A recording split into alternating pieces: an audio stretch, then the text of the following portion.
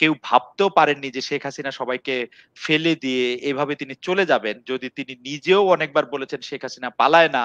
আ আ অ্যা অবশ্যই বেকায়দায় আছে, কিন্তু কেউ কি মনে করছে যে এখনই মানে এই প্রক্রিয়ায় তাদের অংশগ্রহণটা কি আসলে একটু আর্লি? নাকি রাষ্ট্রপতির উচিত ছিল তাদের প্রতিনিধিও ডাকা? সেনাপ্রধানের উচিত ছিল তাদের প্রতিনিধিও ডাকা। সেনাপ্রধান জামাতে ইসলামীর কথা বললেন, হেফাজতে ইসলামের কথা বললেন, বিএনপির কথা বললেন।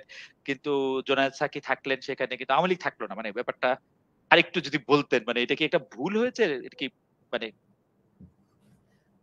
আমার বিবেচনায় যে তারা হয়তো নিরাপত্তার স্বার্থে গতকাল ডাকেনি, হ্যাঁ?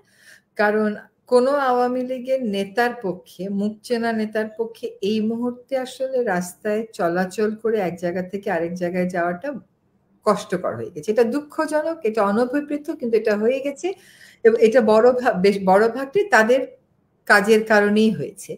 কিন্তু আমি বলছি যে সেনাপ্রধান যখন মিটিংটা ডেকেছেন, সেনাবাহিনীর সেই সামর্থ্য আছে দলের ২-৩ জন সিনিয়র লোক যারা অত বিতর্কিত না বা as a matter of fact বিতর্কিত না, তাদেরকে নিয়ে এসে আলোচনায় বসানো। আমার ধারণা সেনাবাহিনী আবার যা জানে তা তো আপনি জানেন না, আমি জানি না। সেনাবাহিনী হয়তো নিরাপত্তার এমন কিছু বিষয় জানে যেটা আপনি আমি জানি না। যেমন গতকাল যে এত বড় জমায়েত হবে, আমাদেরকে কিন্তু আমি দুপুর ১টার সময় যখন বাসার থেকে বেরোবো তখনও আমার বাসার সামনে গোলাগুলি। কাজে আমি বেরোতে পারছি না। ওদিকে আবার শুনছি যে অনেক জায়গা থেকে ছেলেদেরকে আসতে ঢুকতে দেওয়া হচ্ছে, যে বলছে যাও। তো কোনো রাস্তা, যে রাস্তা দিয়ে আসা যাওয়া করাতে হবে সেই রাস্তা যথেষ্ট পরিমাণ নিরাপদ ছিল না, কারণ গতকাল তো ঢাকা শহরের পুরো রাস্তাই আটকে ছিল জনতার স্রোতে। হয়তো তাদেরকে আনানো সম্ভব ছিল না, তিনি হয়তো একটা লাইন সেখানে বলতে পারতেন। কিন্তু এখানে এই প্রক্রিয়াতে আওয়ামী লীগকে অবশ্যই রাখতে হবে, কারণ এখন সত্যিকার অর্থে কি বড় তো তিনটাই আমাদের পার্টি, একটা হচ্ছে আওয়ামী লীগ, একটা হচ্ছে বিএনপি, আর একটা হচ্ছে জাতীয় পার্টি। তো তাদেরকে ছাড়া তো আমি জাতীয় ঐক্যমতের কথা বলতে পারি না। এবং আপনি যে সমাধানে আজকে পৌঁছান না কেন, ১০ বছর ২০ বছর পরে আবার কেউ না যদি বলে বসে যে এটার প্রক্রিয়ায় তো আমি ছিলাম না, ওরা যদি উপস্থিত থেকেও না হয়, আজকাল কিন্তু জুম মিটিং এও পার্টিসিপেট করা সম্ভব। রাইট।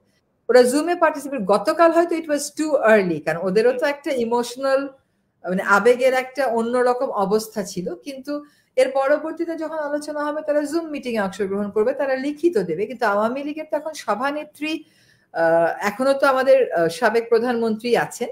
তো ওই সিদ্ধান্তগুলো দলগতভাবে তারা নিতে পারছে কিনা, যে who will be the hmm. Spokes person for Awami League, সেটাও ব্যাপার।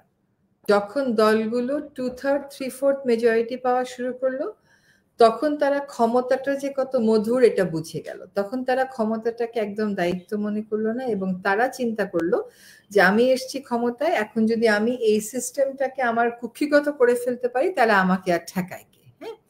এই চিন্তা থেকে আমাদের হাইকোর্টে আমরা দেখেছি যে সিনিয়র মোস্টকে টপকে জুনিয়রদেরকে এপিলেট ডিভিশনে নিয়োগ দেওয়া হচ্ছে। এমন মানুষকে বিচারপতি নিয়োগ দেওয়া হচ্ছে তিনি হয়তো একটা সভাপতিই ছিলেন। এইরকম তো আসলে দেয়া যায় না। এবং বিচারকদের নিয়োগ তার খালি সুস্থ মস্তিষ্কের হইতে হবে আর ১০ বছরের প্র্যাকটিস থাকতে হবে, এটা বললে তো হবে না। বিচারকদের নিয়োগের ক্ষেত্রে স্পষ্ট কাঠামো থাকতে হবে, তার হাই মোরাল স্ট্যান্ডার্ড থাকতে হবে, তার পার্টিজান এফিলিয়েশন থাকবে না। আমি কিন্তু পার্টি আর পলিটিক্সকে আলাদা করে দেখি। পলিটিক্স কেন করব না? পলিটিক্স তো মানুষের অধিকারের ব্যাপার। আমি আমি দলীয় রাজনীতি না করতে পারি, আমিও তো রাজনীতি করি। মানুষের অধিকারই আমার পলিটিক্স। তো পলিটিক্স থাকাটা সমাজে ভালো।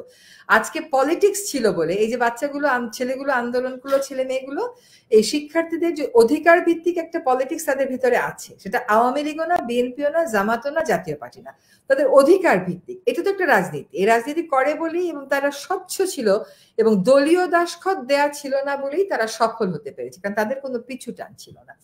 বার কাউন্সিলে দেখেন কত দুঃখজনক হয়ে গেল। বার কাউন্সিলেও কিন্তু ইলেকশনের ভোটিং এর সময় ব্যালট বক্স নিয়ে যাওয়া, সিনিয়রদের গায়ে হাতাহাতি করা, বার যারা অ্যাসোসিয়েশনের দায়িত্ব ছিল বার বার অ্যাসোসিয়েশন, অ্যাসোসিয়েশন। এরকম এরকম হাতাহাতি করা, এই সমস্ত তো আমাদের, মানে এতদিনের প্রফেশনাল লাইফে আমরা তো দেখিনি। আমাদের যারা সিনিয়র তাদেরকে অনেককে দুঃখ করে বলতে শুনেছি যে আর কোর্টে আসা যাবে না।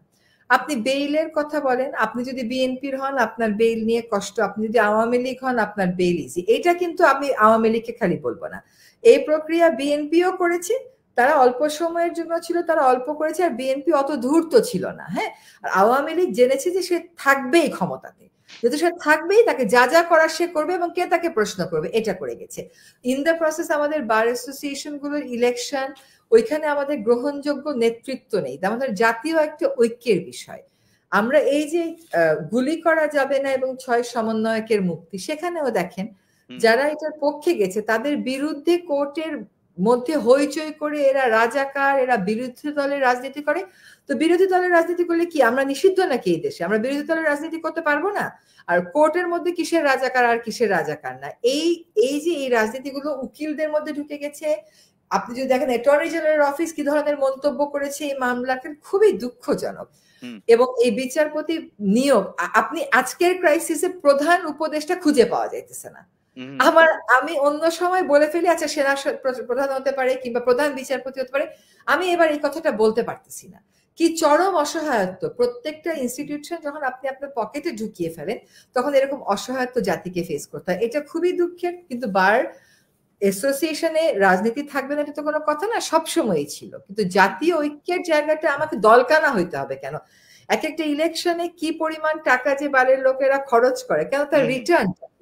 হ্যাঁ, নিশ্চয়ই একটা কিছু রিটার্ন আছে। রিটার্নটা হচ্ছে পার্টি রিটার্ন, যে পার্টিতে একটা বড় পজিশন বা পরের বার এমপি হবা বা পরের বার মন্ত্রী হবা, এই সমস্ত। লয়াররা করবে হচ্ছে মানুষের অধিকার রক্ষার, আদালতের পরিবেশ রক্ষার রাজনীতি, আইনের শাসন রক্ষার রাজনীতি। সেটা না করে তারা এমনই দলীয় দাসখত দিয়ে ফেলেন যে পুরো রাজনীতির উপরই আমাদের বীতশ্রদ্ধা হয়েছে। কিন্তু রাজনীতির উপর বীতশ্রদ্ধা কিন্তু হওয়া যাবে না। রাজনীতি is a good thing provided you do it in the good way. Reason আপা, আমরা আসলে প্রতিষ্ঠিত সময় থেকে একটু বের হয়ে গেছি, কিন্তু একটি লাস্ট লাইন হিসাবে আপনি এই মুহূর্তে জনগণের কাছে কোনো কিছু বা কারো কাছে কি আহ্বান করবেন কিনা? আমরা আসিফ ভাই এবং প্রফেসর রাজীর কাছেও সেটি জানতে চাইবো যে আপনি যদি এক লাইনে একটু বলেন যে আমার কোনো আপনার। একটাই কথা হচ্ছে যে অনিশ্চয়তা, এই মুহূর্তের অনিশ্চয়তাটাই শেষ কথা না, এটা হবে। মানুষ যেন সহিংস না হয়ে ওঠে এবং প্রতিশোধ পরায়ণ হয়ে খুন খারাপি, আগুন লাগানো, লুটতরাজ এগুলো না করে। যদি প্রতিহিংসা পরায়ণই হয়ে যান তাহলে আপনার জন্য আর সমাজে ন্যায় বিচারের কোনো জায়গা থাকলো না। প্রতিহিংসা পরায়ণটা, আক্রমণটা, সহিংসতাটা এই মুহূর্তে বন্ধ করতে হবে।